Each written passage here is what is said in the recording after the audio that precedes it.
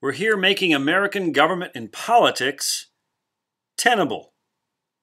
Presented by citizenu.org.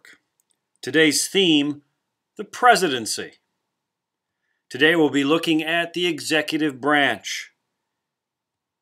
We'll be looking at the President. The most significant word when studying the presidency is bully pulpit. Presidents use the bully pulpit to raise public opinion support. The ability to persuade the people is the president's greatest power. The vast reach of presidential power is found through political means. The status of president gave the office a unique position to persuade, and therefore the ability to accomplish great things. The American presidency, the bully pulpit. Let's look at more words essential to understanding the president. The following 10 words will make our president more understandable, more tenable. The energetic president. Our founding fathers feared anarchy as much as they feared monarchy. It was no surprise then that the new Constitution appeared to create a weak chief executive. Today, no one would deny that our president appears quite powerful.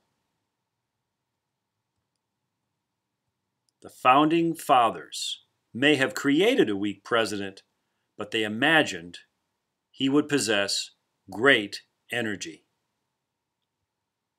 The energetic president. What would the founders think of the modern presidency?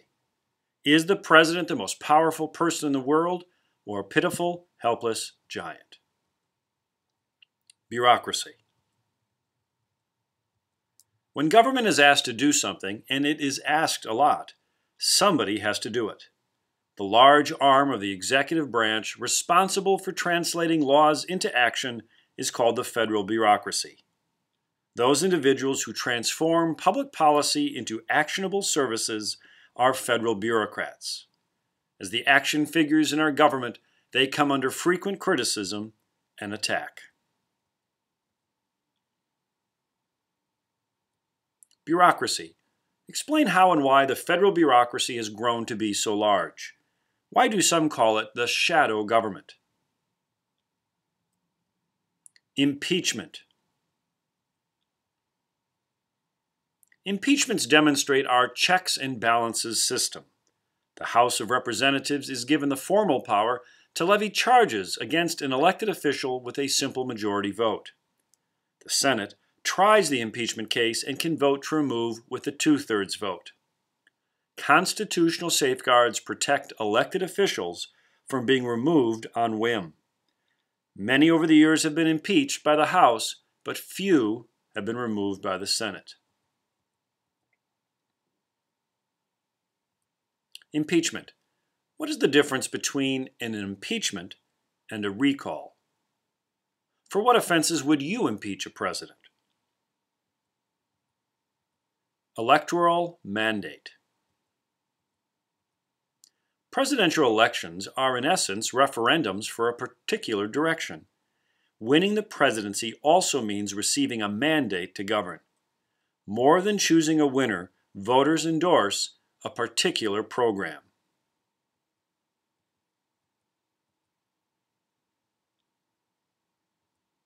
Electoral Mandate. Explain how a president is advantaged by an electoral mandate. What might be a disadvantage? State of the Union. The Constitution mandates that all presidents provide Congress with an annual message. This State of the Union speech often outlines an administration's priorities. Though the message was intended for the Congress, today the State of the Union is as much about building allies with American public opinion.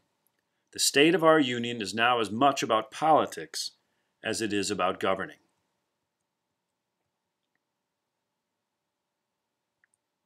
State of the Union. Explain how the State of the Union speech involves both government and politics.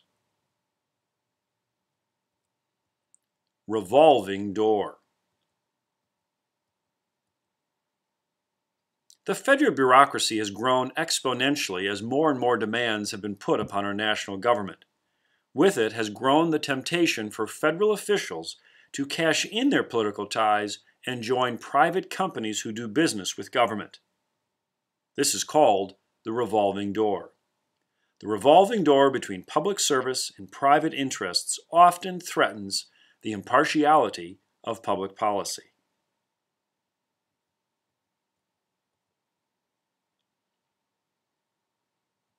Revolving door.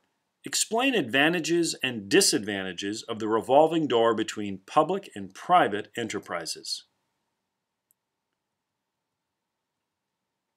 Coattails. Coattails are achieved when a popular presidential victory results in an across-the-board windfall for the new president's political party. Today, this is highly unlikely. The absence of presidential coattails would appear to reflect poorly on our political parties. With the rise of independent voters and personal followings over partisan ID, the word coattails just might be a word to forget.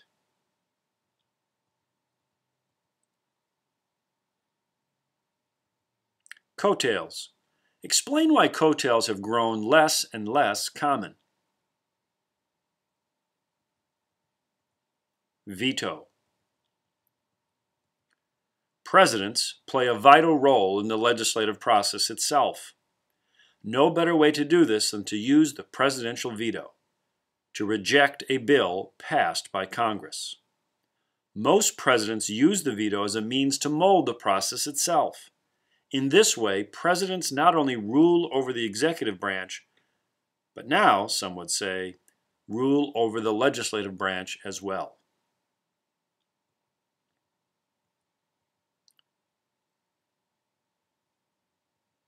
Veto. Do you think the president should have the line item veto?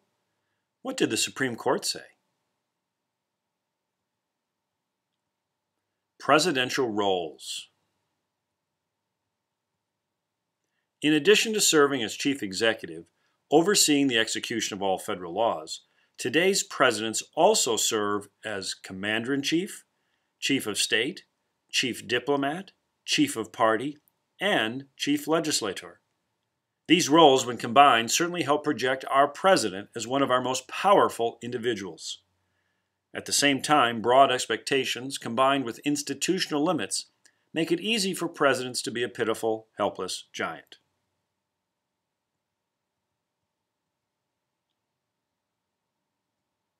Presidential roles. Rank presidential roles from least important to most important. Explain your choices. Would your order have been any different 100 years ago? U.S. v. Nixon.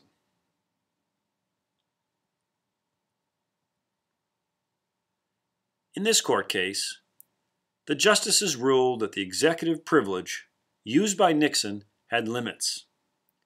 In the end, the court upheld that despite Nixon's persistence otherwise, no one is above the law, even the President of the United States.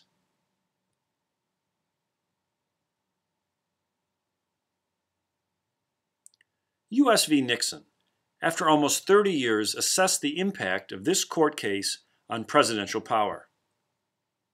What is the greatest check on presidential power?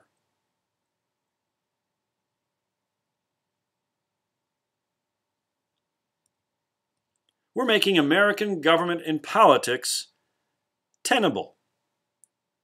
Today's theme, the Presidency, presented by citizenu.org.